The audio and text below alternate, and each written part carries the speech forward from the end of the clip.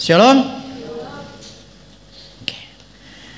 Minggu lalu kita tidak ada kebaktian karena mertua saya meninggal. Saya ingin cerita sedikit.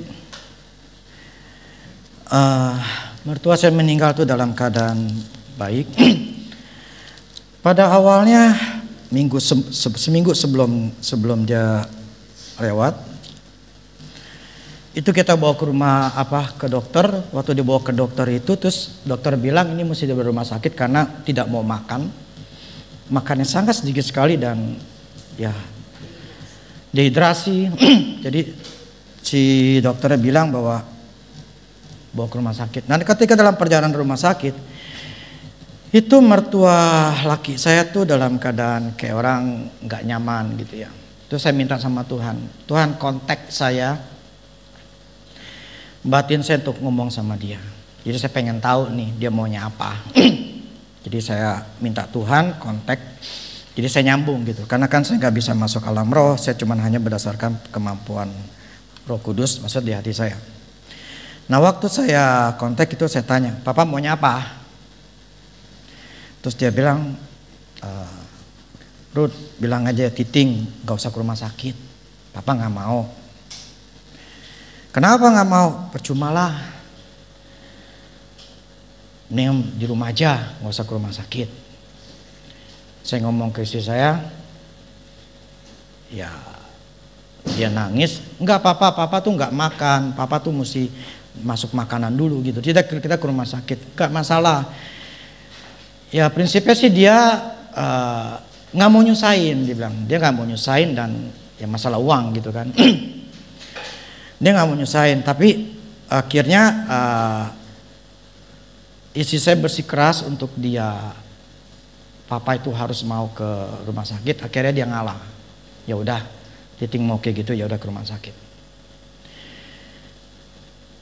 Karena terus terang yang bisa dengerin dari semua anak itu istri saya, karena yang paling deket dia, yang paling kayak pernah mandiin gitu ya, yang dia cuma mau mandiin sama istri saya gitu, yang lain dia nggak mau. Nah, akhirnya bawa rumah sakit, akhirnya diinfus, bla bla segala macam, dan ketika di IGD, nah ini sebuah kayak orang, ini pengalaman saya sih ya, jadi membuat saya jadi ngerti bahwa sebetulnya orang yang dalam keadaan koma, dalam keadaan tidak sadar diri, itu rohnya masih ada gitu loh. Jadi kita bisa komunikasi.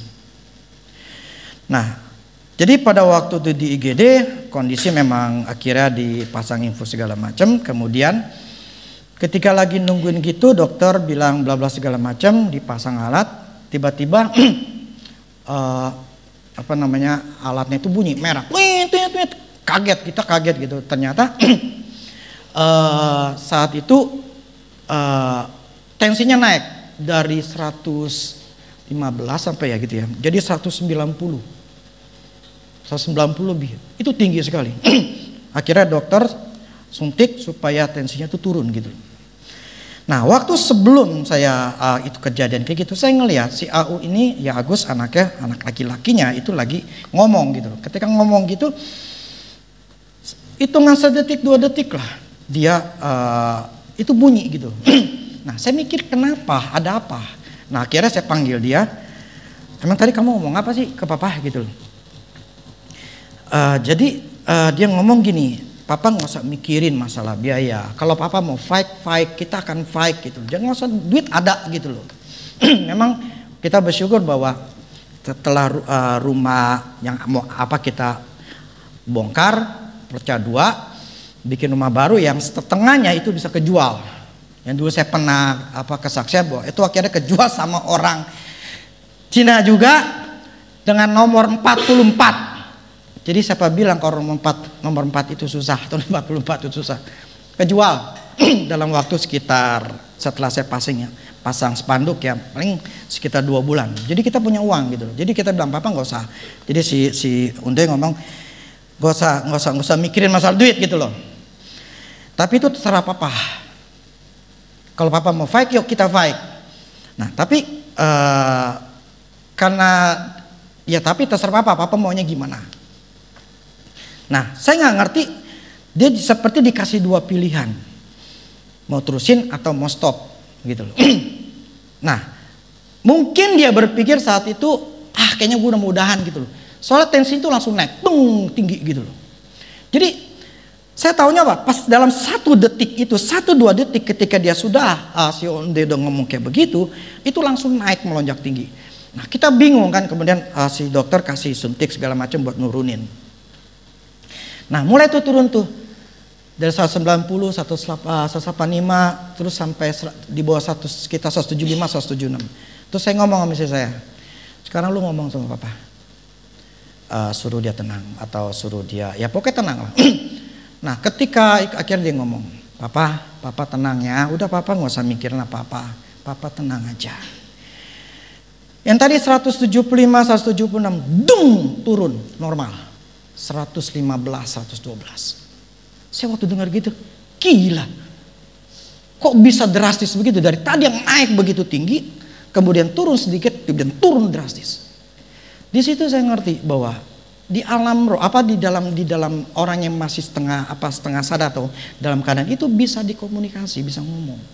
Nah, waktu di mobil keluar rumah sakit, saya tuh punya kesaksian dalam diri saya, karena kan saya ngomong melalui batin gitu ya, saya ngobrol gitu ya, itu saya bisa tahu hati papa mertua saya tuh kayak apa. Dia tuh tipe orang yang tidak mau nyusahin orang, hatinya ya kalau secara kerennya humble gitu ya, orangnya tuh gak mau hidupnya, gak mau macam-macam, hatinya bener-bener gak mau nyusahin lah, sifatnya itu bener-bener ngomongnya ya,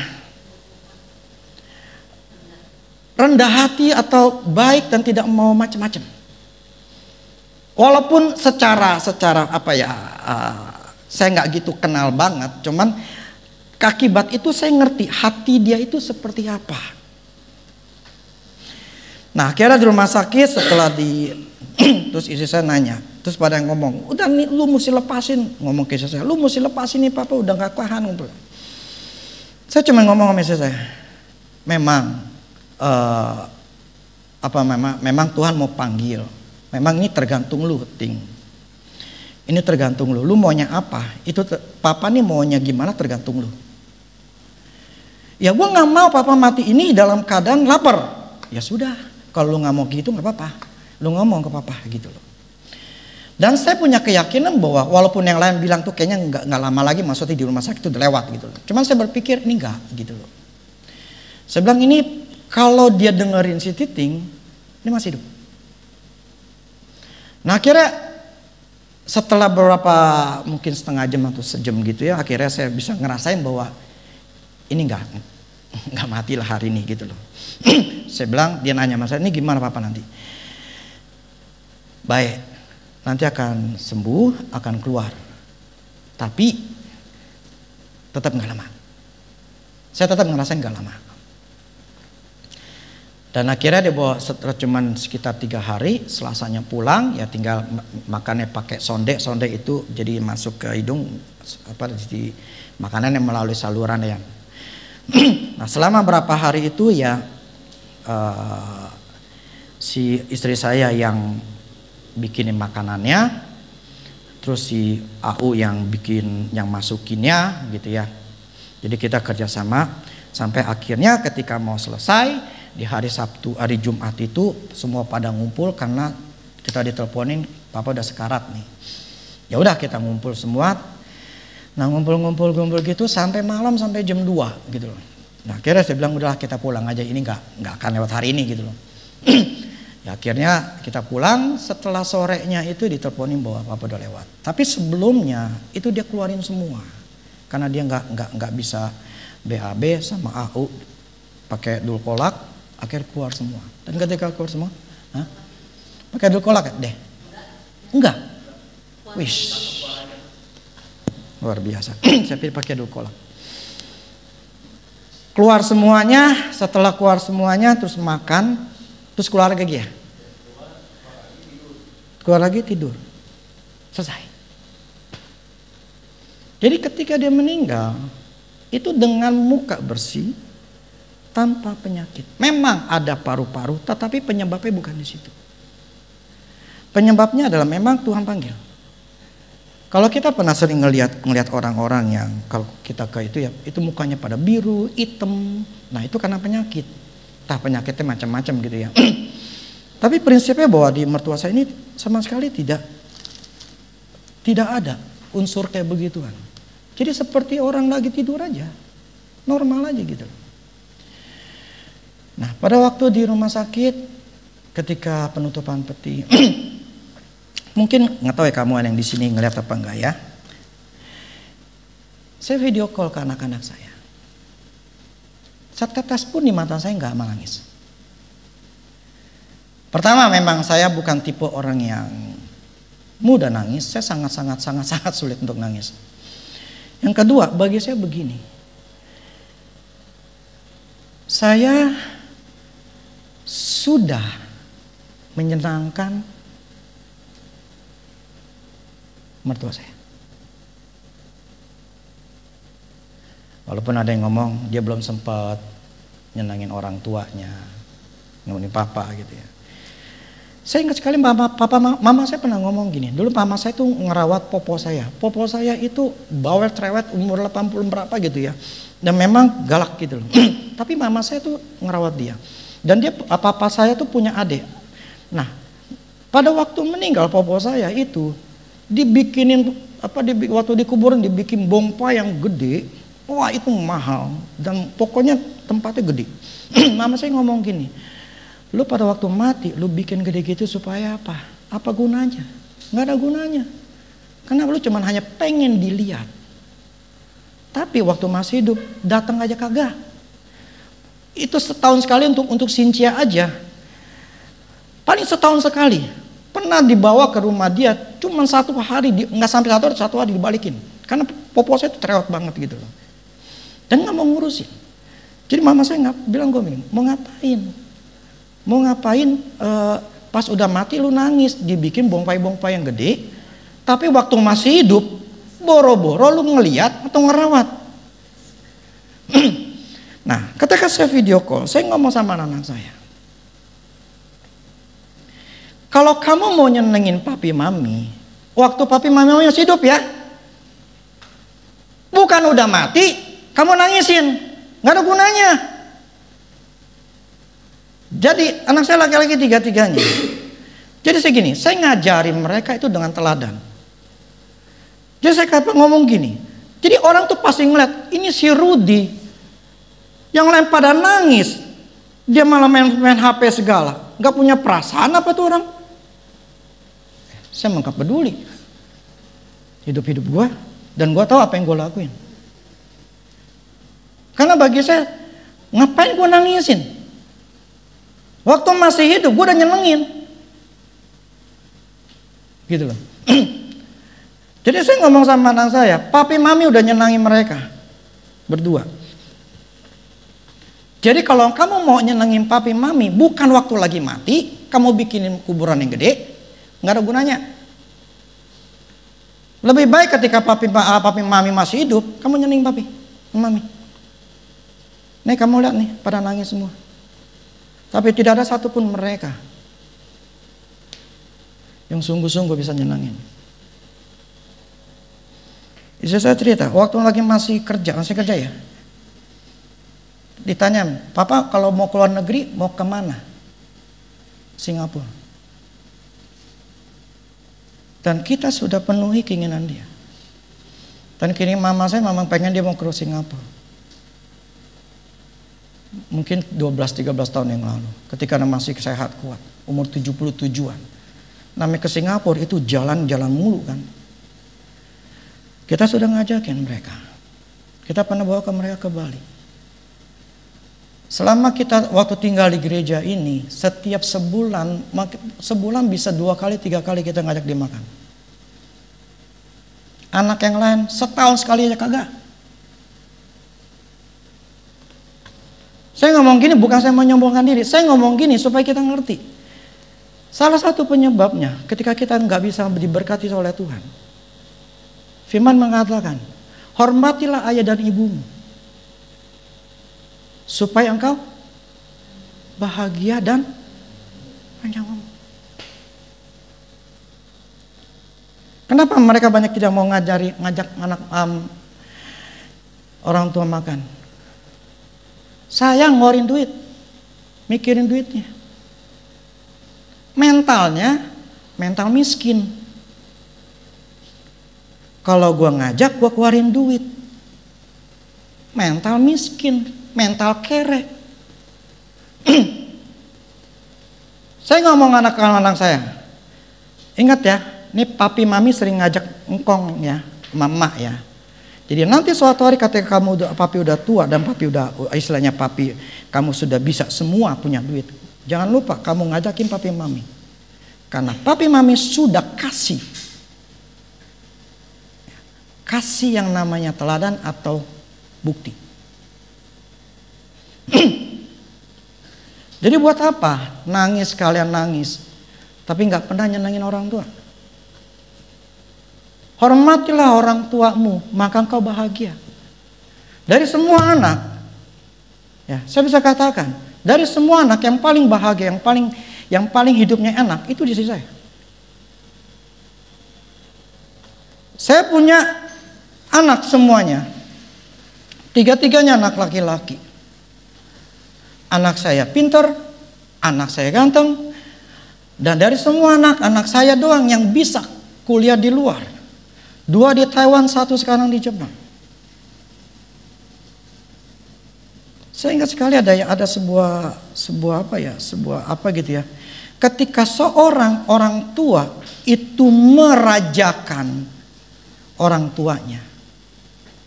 Artinya menghargai dan merajakan, jadi menganggap orang tuanya itu harus dihormati, diberi segala macam gitu ya. Itu akan engkau sendiri akan mendapatkan jadi seorang raja gitu. Maksudnya apa? Orang itu akan bahagia. Jadi seringkali kita tidak bisa mendapat berkatnya Allah. Karena ada penghalangnya apa? Penghalangnya kita ini tidak menghormati, tidak menghargai orang tua. Maka hidupnya enggak bahagia, hidupnya enggak senang. Tapi apa yang saya lakukan ini karena saya nabur. Saya ngomong dulu sama mertua, ini kan masih ada. Apa yang saya ngomongin benar gak, Mak? Hah? Apa yang saya ngomongin benar gak? Kemarin istri saya ulang tahun, tanggal 20 hari Jumat kemarin. Kita ngajak ke mama. Terus dia di mobil dia ngomong begini. Yang gue bisa makan enak cuman Lut yang bawain gue bisa makan enak-enak.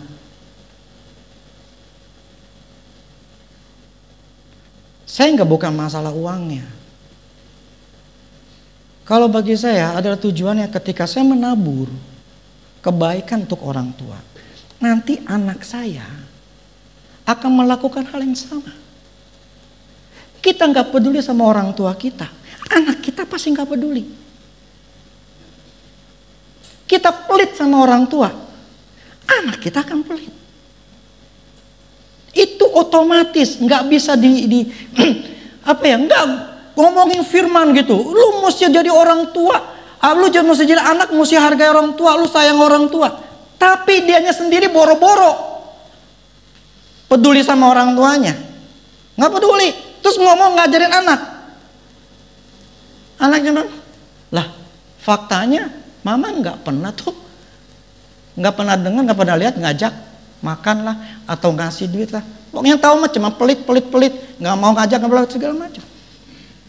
Nggak bisa. Apa yang kita tabur kita akan tuai. Prinsipnya saya adalah seperti itu. Takutlah hukum karma. Hukum tabur dan tuai itu otomatis terjadi dalam hidup kita. Suka atau tidak suka itu akan terjadi.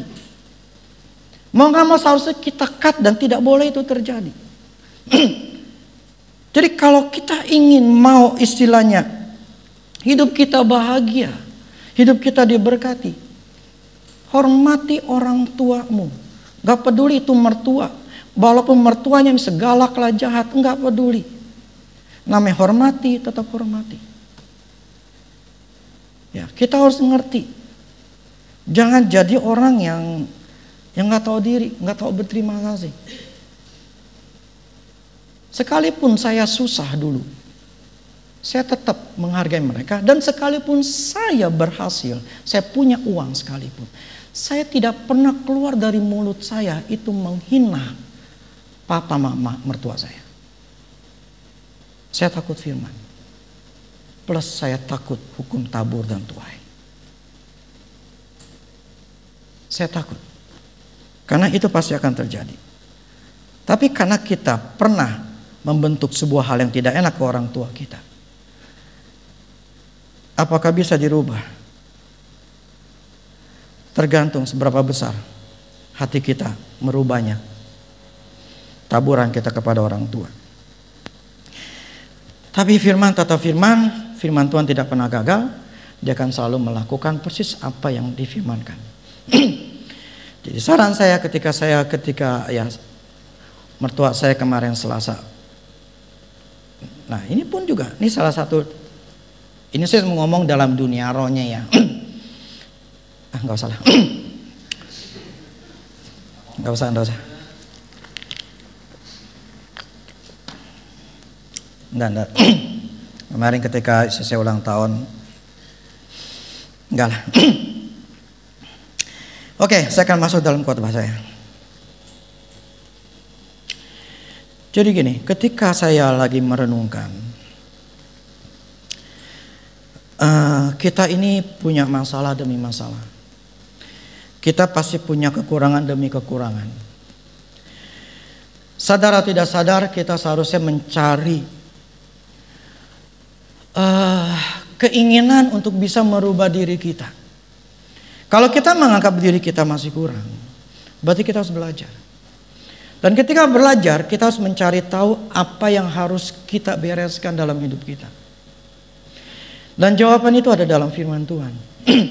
Jadi ketika saya sedang merenungkan firman Tuhan, saya cuma diingatkan sama Tuhan begini Oke, Amsal 10 ayat 22. Ini minggu lalu saya ngomong. Berkat Tuhanlah yang menjadikan kaya. Susah payah tidak akan menambahinya. Berkat Tuhan yang membuat, blessing of God makes him rich. Ya. Jadi berkat Tuhan yang membuat kita itu berhasil atau kaya. Kalau dalam bahasa, ini kan Indonesia susah payah. Dalam bahasa Inggris itu Tuhan tidak menambahkan yang namanya stres. Gitu loh. Jadi susah payah itu di bahasa Inggris tuh tidak ditambahin tuh namanya stres, tertekan atau masalah gitu. Enggak ditambah. Jadi ketika dia memberkati kita, berkat itu tidak membuat kita stres gitu loh. Dia akan memberikan kita tuh berkat yang benar-benar membuat kita enggak tertekan lah. Prinsipnya begitu. Nah, Tuhan ingetin saya pada waktu ini, mungkin kita pernah dengar. Saya pernah sering ngomong gitu kan. Masalah gereja ini, Tuhan ingetin saya. Jadi pada waktu Tuhan suruh masalah gereja ini kan pengen mau ruko ini kan pengen mau dijual sama apa? Dulu kan kita sewa mau dijual. Nah tahun 2010. Nah waktu mau dijual itu ya saya ngomong sama Tuhan ini gimana gitu kan. Saya cuma berpikir wah gue mesti pinjam sama orang lain. Dulu akhirnya ada satu orang kaya yang saya ngomong sama dia mau pinjam, oke dikasih pinjam gitu. Nah waktu itu saya lagi masalah deal harganya. Saya nggak ngerti deal harganya begitu lama, saya sendiri merasa nggak mau. Sampai akhirnya Tuhan intervensi untuk dia pagi-pagi ngomong sama saya, Rudy kamu yang beli. Saya kaget, mau beli dari mana? Duit saya nggak punya duit. Rumah ini, maksudmu Tuhan, rumah ini yang baru kau beli. Waduh Tuhan, saya bilang rumah yang baru beli, baru 1 bulanan baru kita tinggalin gitu. Itu kan merasa belum fix banget gitu loh. Nah akhirnya singkat cerita. Akhirnya sejual kurang lebih dalam waktu 2-3 bulan itu dapat dan akhirnya kejual. Nah waktu itu kurang lebih 70%-annya itu kita bisa beli, kita bisa bayar. Nah 30%-nya dalam berapa bulan kita bisa bayar. Nah waktu ketika setelah pembayaran selesai Tuhan ngomong sama saya, renov. Nah ketika waktu renov saya mikir lagi begini, karena kan renov saya akan tinggal di lantai 2, ini kita di lantai 3. Nah, suruh renov. Nah, ketika renov itu saya ngomong sama Tuhan begini. Istilah kasar saya minta pembagian tugas. Tuhan, oke, saya akan renov. Tapi pembagian tugas saya begini, saya bilang. Saya akan ngurus dalam fisiknya, tukang segala macam, barang-barang saya beli. Tapi kalau bicara masalah uang, saya nggak mau urusin. Gitu ya. Jadi saya nggak mau urusin masalah dana. Jadi yang dunia fisiknya, urusan renovasi secara fisik, tukang barang segala macam itu saya. Tapi untuk masalah dana itu Tuhan, urusan Tuhan dan Tuhan yang sedain. Saya tidak mau ngelakuin sesuatu misalnya seperti penggalangan dana atau minta tolong sama orang lain, bukan minta tolong ya, memberitahukan info nih bahwa kita ini sedang renovasi jadi kita butuh uang.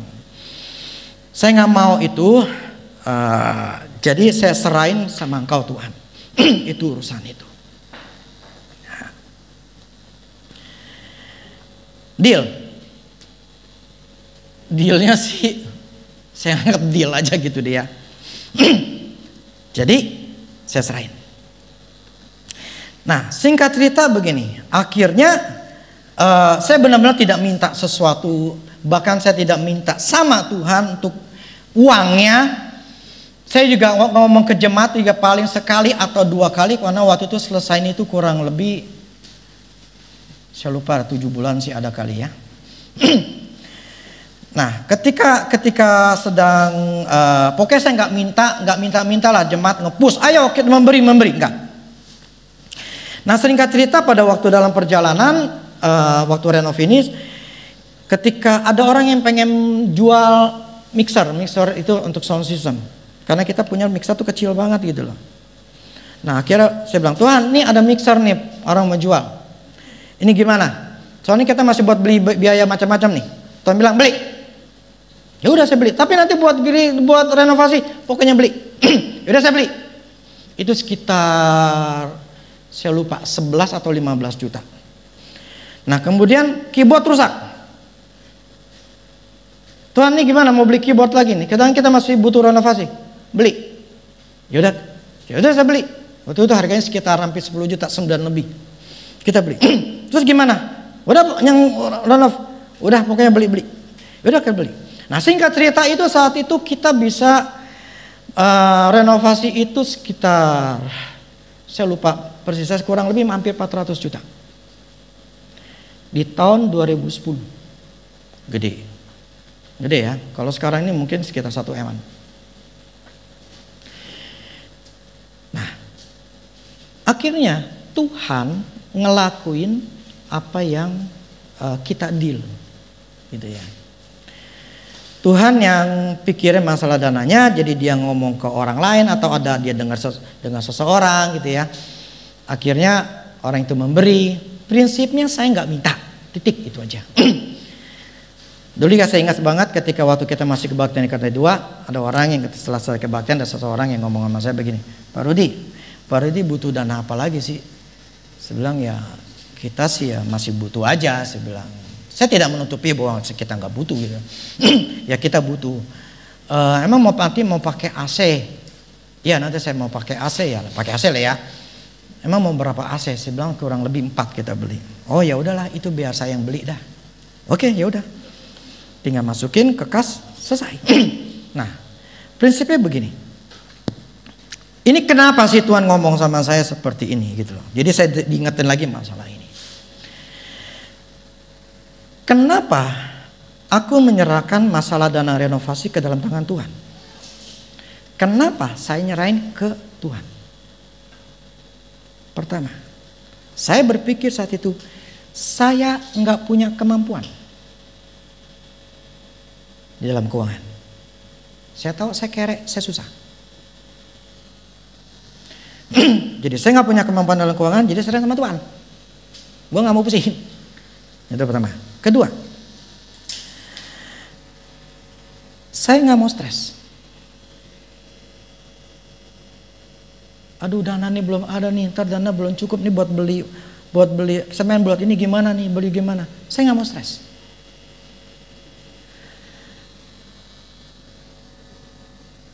Jadi saya nggak mau stres karena mikirin masalah keuangan, harus melakukan ini, galangan dana segala macam, saya nggak mau tahu. Kenapa? Yang ketiga, saya menganggap sampai sekarang pun Mahanaim itu adalah Tuhan yang bentuk, bukan maunya saya jadi pendeta, bikin gereja, jadi gembala sidang karena punya cita-cita. Tapi Tuhan panggil saya untuk membentuk, bukan masalah sebuah gereja, untuk menggembalakan. Istilahnya ini Mahanaim, Tuhan yang buat, Tuhan yang punya. Tuhan yang ngebentuk bukan karena maunya saya. Jadi Tuhan yang mau gitu loh. Lah kalau Tuhan yang mau, berarti ini milik Tuhan. Kenapa urusan ke saya? Bosnya siapa? Ya Tuhan. Miliknya siapa? Yang pengen mau bikin ini siapa? Ya Tuhan. Ya biar urusan dia lah. Logikanya begitu, memang kelihatannya kasar. Tapi yang memang saya memikirkan adalah ini kan udah punya Tuhan. Lah punya Tuhan, dia biar dia mau mikir lah. Kenapa mesti saya mikir? Jadi pertama karena memang saya nggak punya kemampuan. Kedua karena saya tidak mau stres mikirin duit. Yang ketiga karena saya berpikir ini milik Tuhan. Lah bos-bosnya dia yang punya dia, kenapa mesti saya mikirin? Gue kan cuma anak buah. Jadi saya nyerahin itu sama Tuhan, saya nggak mau pikirin. Jadi saya fokusnya pada dalam dunia fisik untuk renovasi gerejanya. Jadi saya nggak minta sama Tuhan. Jadi saya katakan semuanya akhir tercukupi. Apakah ngutang? Sama sekali debt free, tanpa utang, tanpa meminta sama orang. Dan saya juga di lantai 2 saya mendapatkan, istilahnya karena saya tinggal lantai 2, saya untuk beli lemari kitchen set, semuanya Tuhan sediain. Ada orang ngasih duit sama saya. Jadi saya bisa bikin semuanya tanpa meminta, merengek sama Tuhan atau sama pun manusia. Tuhan ingetin saya. Kenapa itu terjadi?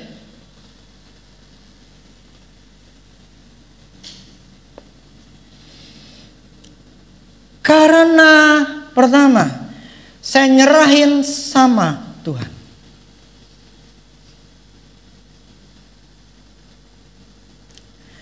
Satu Petrus 5 ayat 7.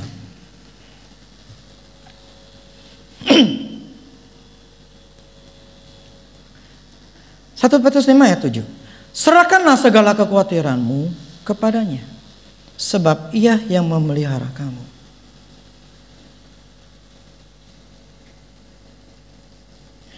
Jadi saya nyerahin segala ketakutan saya, kekhawatiran saya, masalah keuangan saya nggak mau pikirin, saya nggak mau stres, saya serahin sama Tuhan. Itulah makanya sebab Ia yang memelihara kamu, Ia yang mencukupi.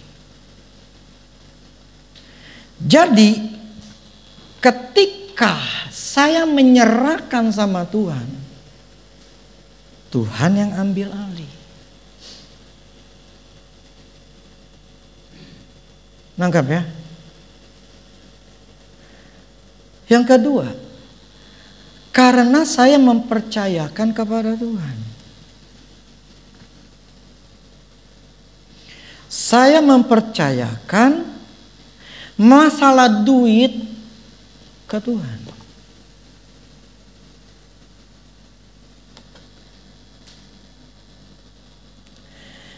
Yang membuat ini semua terjadi, nyerahin, percaya.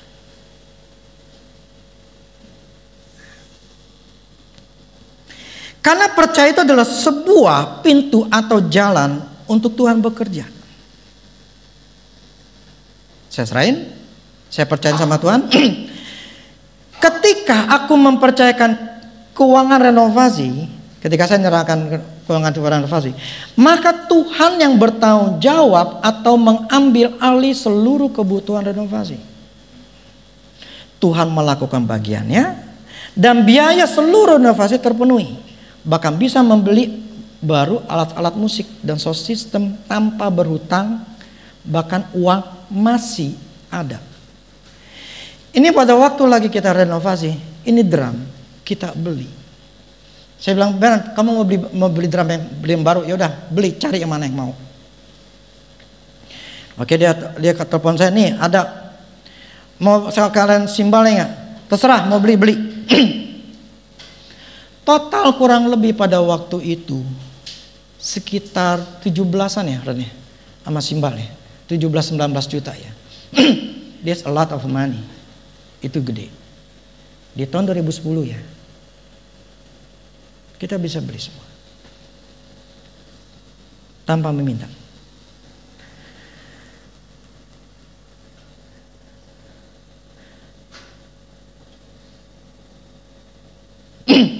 Terus saya bilang begini, oke. Ini kan masalah gereja. Ini kan memang Tuhan punya.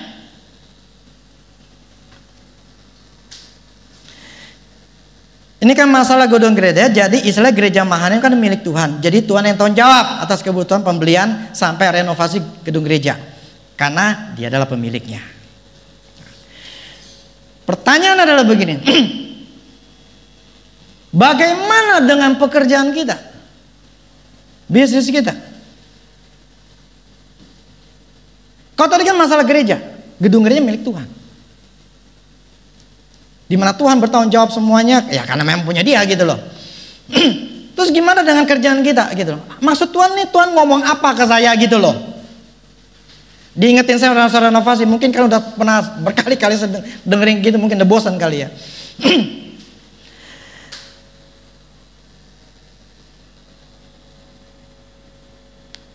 Terus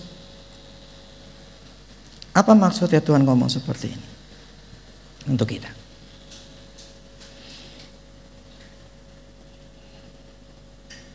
Ini pertanyaan begini.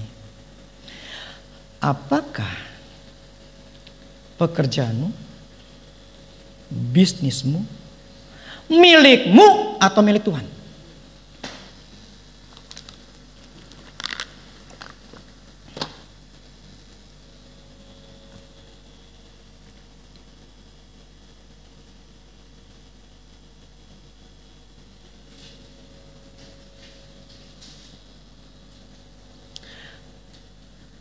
Jawab masing-masing. Pernah enggak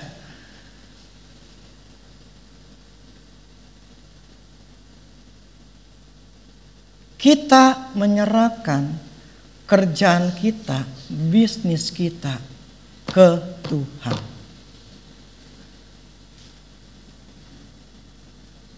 Tuhan, aku serahkan pada Engkau, ini bisnismu, ini kerjaan.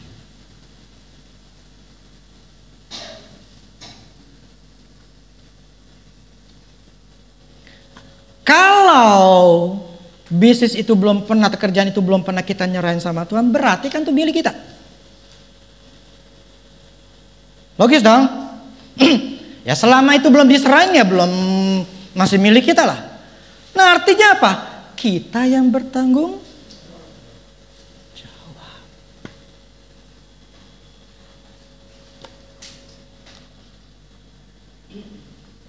Pernah nyerahin?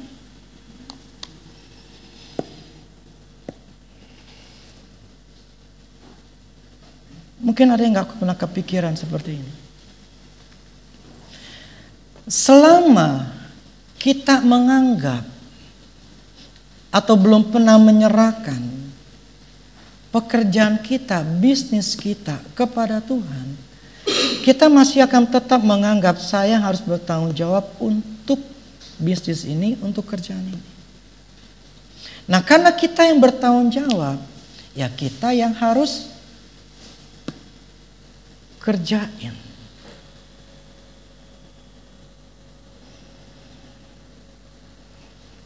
Berbeda kalau kita menganggap atau kita sudah menyerahkan bisnis kita kepada Tuhan.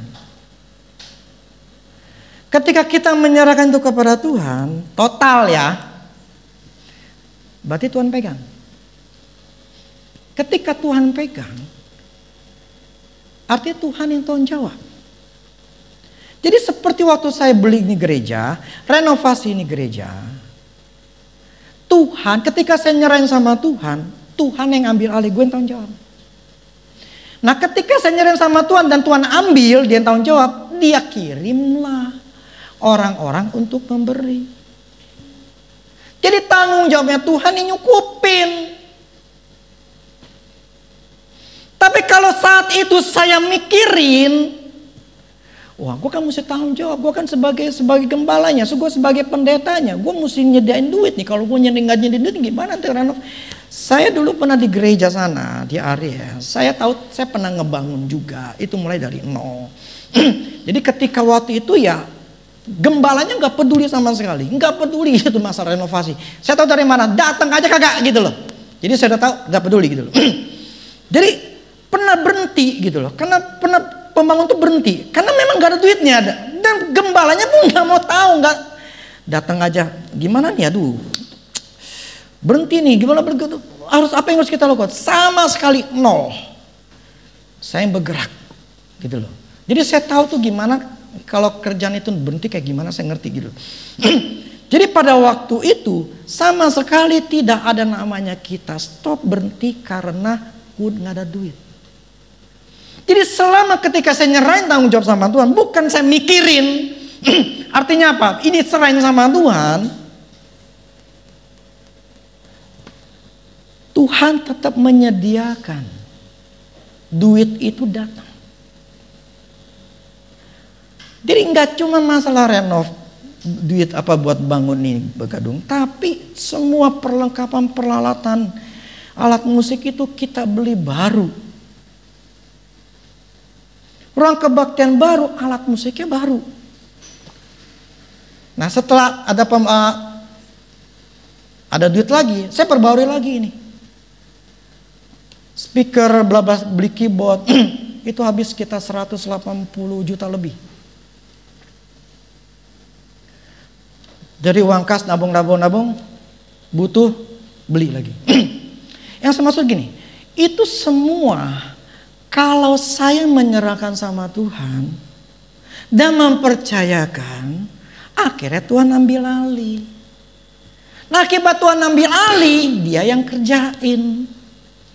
Lah kalau selama ini kalau kita istilahnya tetap menganggap ini kerjaan kita, bisnis kita yang tanggung jawab, kita akan berusaha.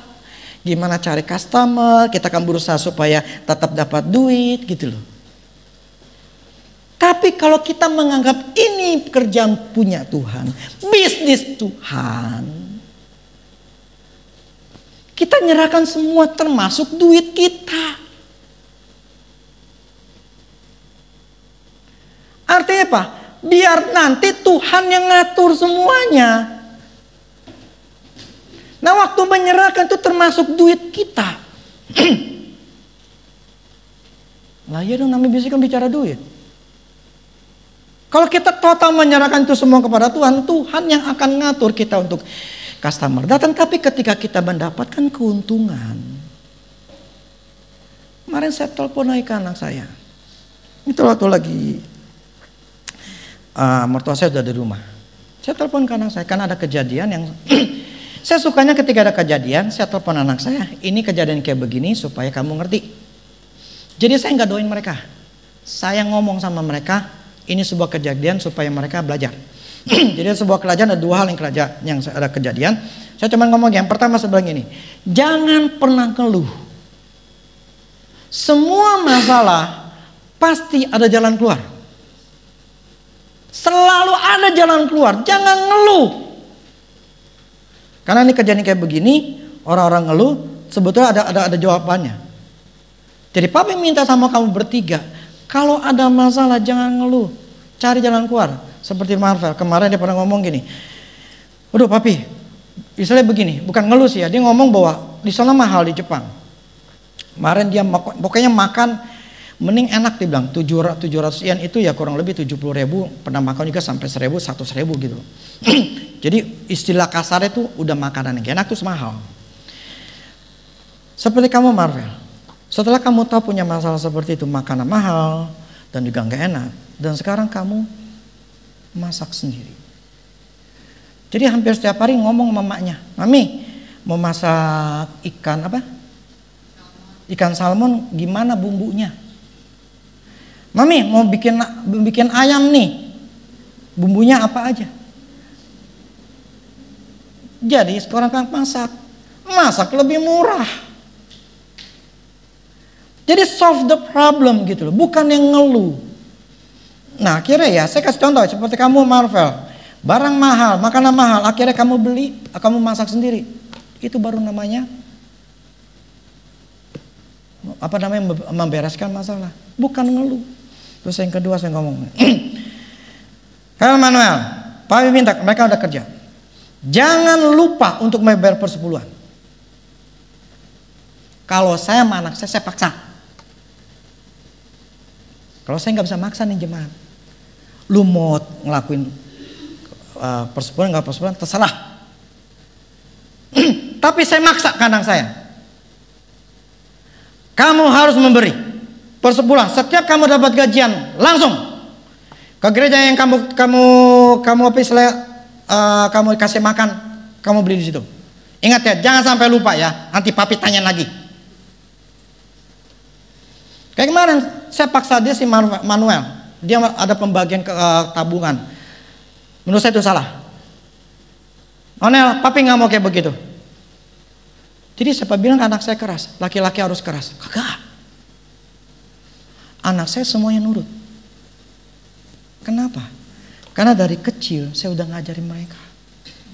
Saya sayang mereka, tapi mereka tahu ada namanya mesti nurut atau hormati orang tua.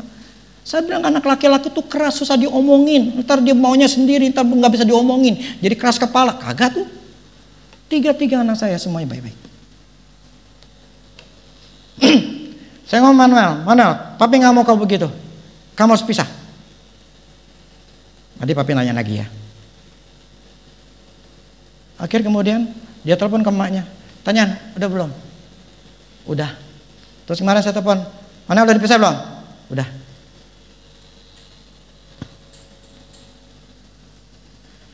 Saya paksa mereka atau ingetin mereka bayar persepuluhan, karena itu pengaruhnya sangat besar. Plus itu adalah taburan. Bagaimana kita mau rip apa ya? Harvest apa ya? Panen. Mau gimana panen, nanam aja kagak. Karena itu saya lagi dengerin. Saya suka kalau hamba Tuhan kalau ngomong itu nggak pelontat-pelentut. Ngomong tuh dengan satu keyakinan. Bold itu apa ya? Tegas. Ngomongnya tegas, ngomongnya tuh berani gitu. Kenapa? Karena dia ngalamin. Jadi ketika itu ada pembuktian gitu loh. Daripada ngomong pelontot-pelontot tapi nggak punya bukti gitu. Nah saya berani ngomong kayak gini, saya tahu ya tadi saya ngomong masalah mertua saya berani ngomong, saya udah ngelakuin. Saya berani tegas ngomong gitu. Kenapa? Saya tahu, saya udah ngalamin, saya udah ngelakuin.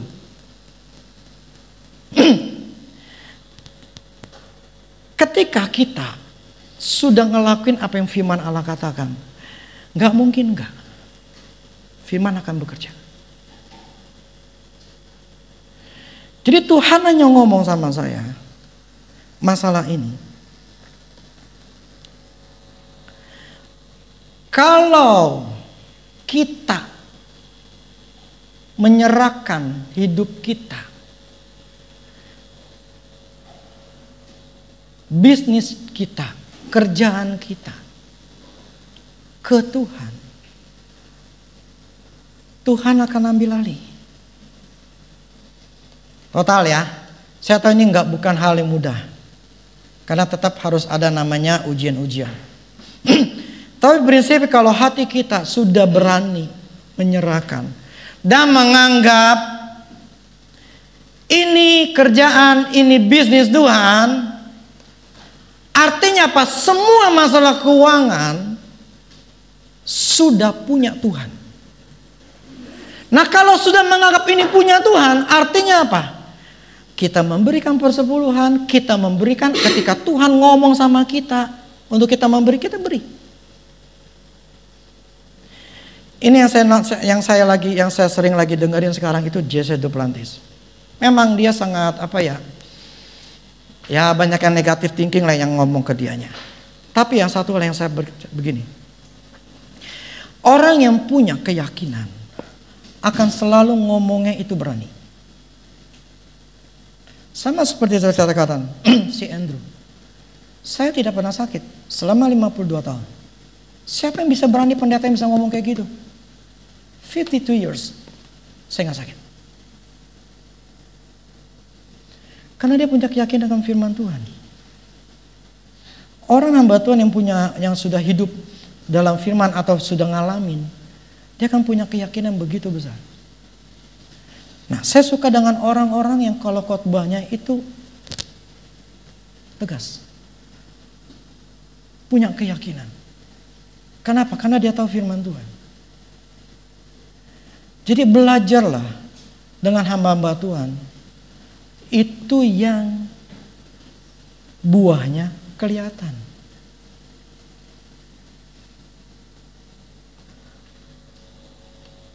Sekali lagi nih. Jangan pernah ngeliat hamba Tuhan juga dari karunia. Karunia itu bisa gini lah. Karunia tidak membuktikan seseorang dewasa. Oke? Karunia tidak membuktikan seseorang dewasa. Yang membuktikan seseorang dewasa adalah buahnya. Buah roh, ya, buah-buah roh plus buah di dalam aspek kehidupan, 5 aspek hidup kita. Ketuhanan, rohaninya tetap sama dan makin kuat, bukannya Kristen yoyo. Kedua, keluarganya bagus atau tidak, anak-anaknya gimana, ya kan, sikapnya sama orang tua, sikapnya sama istri, sikapnya sama anak, itu harus terlihat dari buahnya. Ketiga, kesehatannya, ini orang gimana, makannya kayak gimana, gendut, gembrot, atau dia tuh tipenya pemakannya seperti apa, rakus atau gimana, itu pengaruh. Yang keempat, masalah keuangan, pekerjaannya gimana, uangnya gimana, itu semua harus dilihat semua, bukanlah dalam satu sisi. Jadi jangan pernah ngelihat saya dalam satu sisi, percuma. Janganlah hamba Tuhan dengan satu sisi, wih gila urapannya, bus langsung pada blub, wah luar biasa. Gak usah lihat kayak gituan. Yang penting juga jangan pernah ngelihat hamba Tuhan, tapi lihatlah firman Tuhan. Amin. Lihatlah firman Tuhan. Jadi ketika kita mendengarkan hamba Tuhan khotbah, yang harus kita lihat adalah firman-Nya. Karena firman Tuhan itu yang kita dengar, itu yang seharusnya membuat kita, gue mesti berubah, gue mesti kuat, gue mesti seperti firman Tuhan. Itu yang harus kita inginin gitu loh. Firman Tuhan harus terjadi dalam hidup kita. Oke, saya balik lagi. Tuhan hanya ingin mengajarkan kita saat ini. Sudahkah kita menyerahkan kerjaan kita kepada Tuhan? Tuhan sebagai pemiliknya.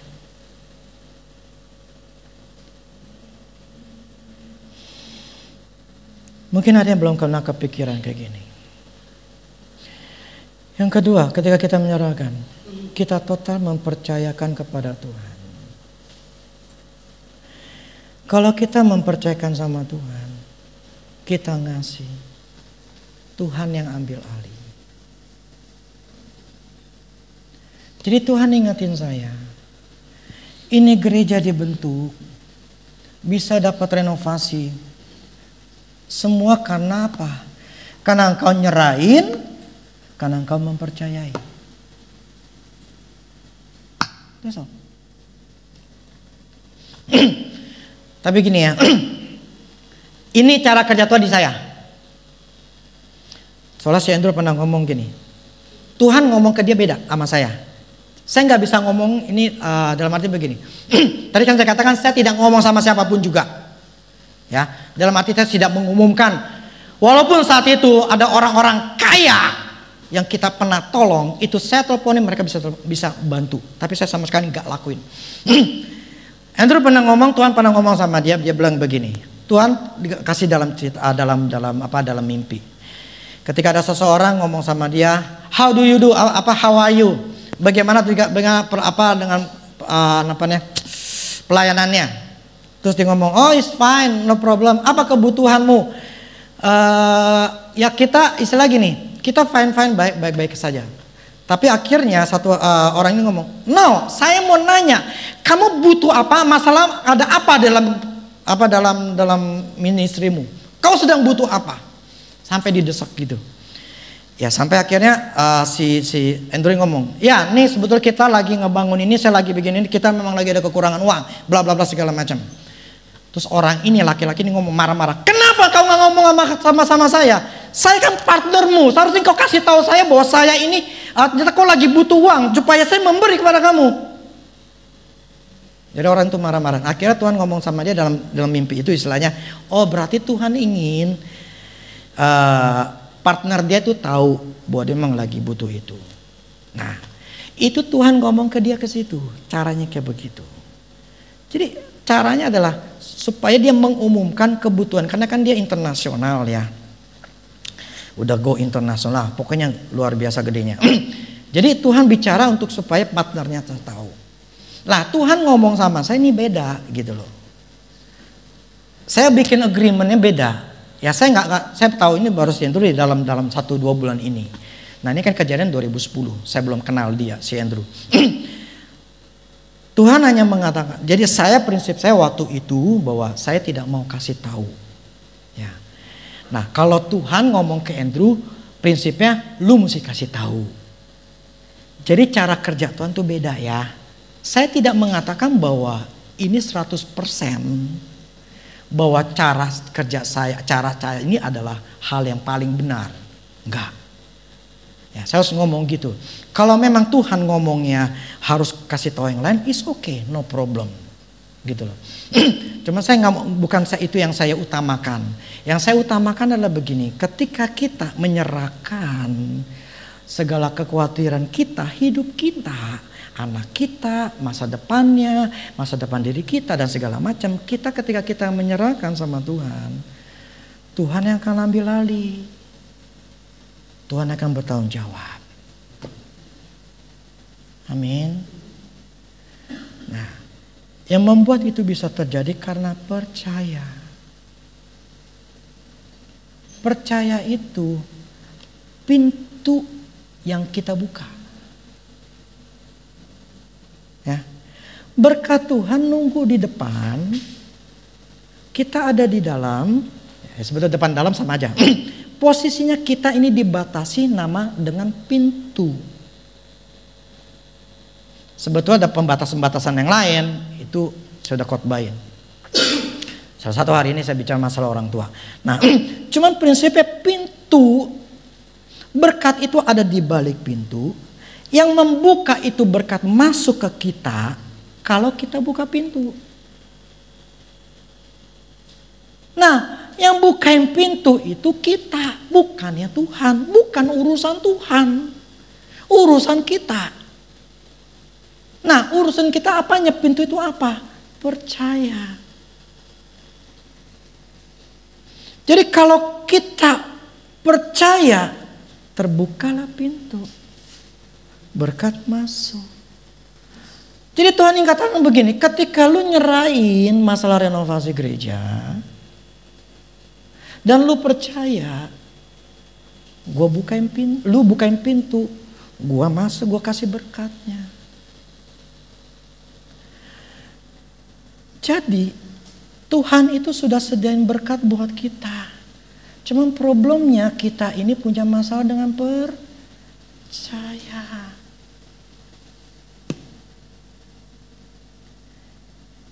Kita harus punya kepercayaan.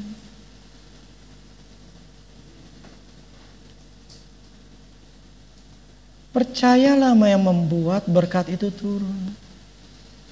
Masalahnya bukan di Tuhan. Jadi kenapa istilahnya Tuhan ingatin saya masalah di renovasi gereja? Kalian sudah dengar mungkin udah bosan. Tujuannya apa? Tuhan ingin kita nyerahin kerjaan kita, bisnis kita, supaya itu jadi miliknya Tuhan, bukan milik kita. Dengan alasan yang tadi saya katakan, pertama, saya nggak punya kemampuan, makanya saya butuh Tuhan. Yang kedua, gue nggak mau stres mikirin duit. Biar ini urusan Tuhan dalam masalah bisnis. Berkat Tuhanlah yang menjadikan aku kaya. Stres enggak ditambahin. Jadi kita harus ngomongin dalam diri kita. Tuhan ngasih duit enggak bikin gua susah, bikin gua stres. Yang ketiga, kita mempercayakan sama Tuhan bahwa Tuhan itu sanggup.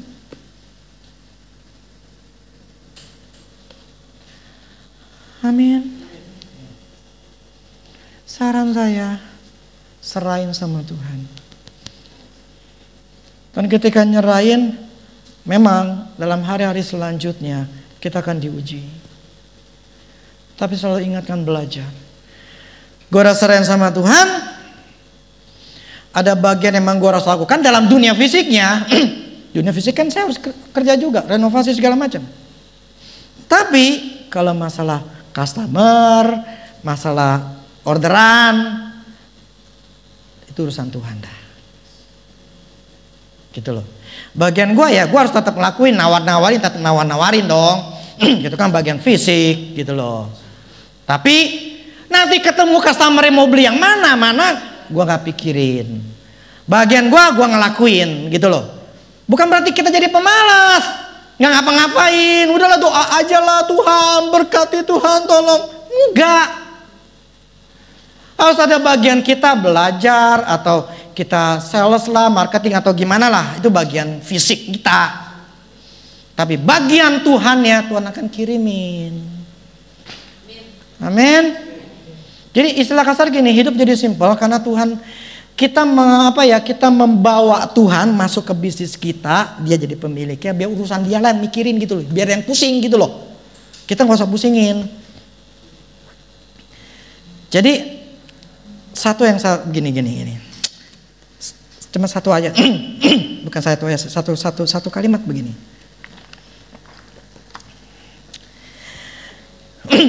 Ketika kita meminta nih ya, dalam bahasa Inggrisnya begini.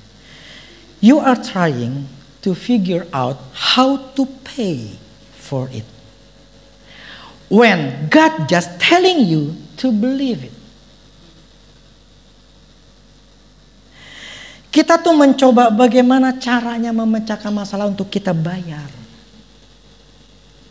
Padahal Tuhan minta sama kita, lu percaya aja.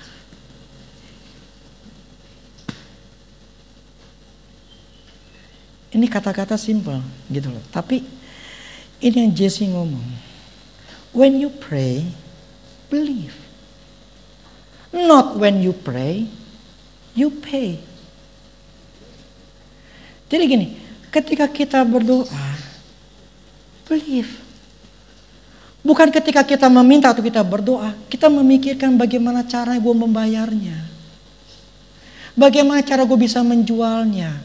Bagaimana cara gini-gini? Just believe. Nah inilah bagian yang kita usahakan untuk percaya.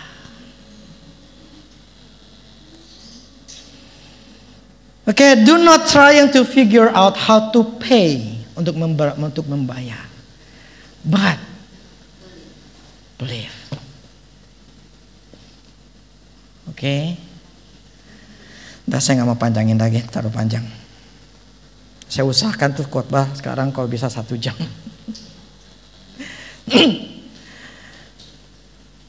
Oke, jadi kita belajar ya. Saya saran, serahkan ya, kerjaan kita, bisnis kita untuk Tuhan menjadi 100% pemegang saham.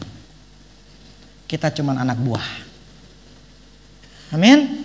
Kita cuma anak buah. Tuhan bilang apa? Beli ini, beli. Tuhan bilang lu ngasih, gua kasih. Udah, dia jadi bos kita dah. Kita usahakan bisa mencapai level ke sana. Amin. Oke, demikianlah firman Tuhan. Oke, musik.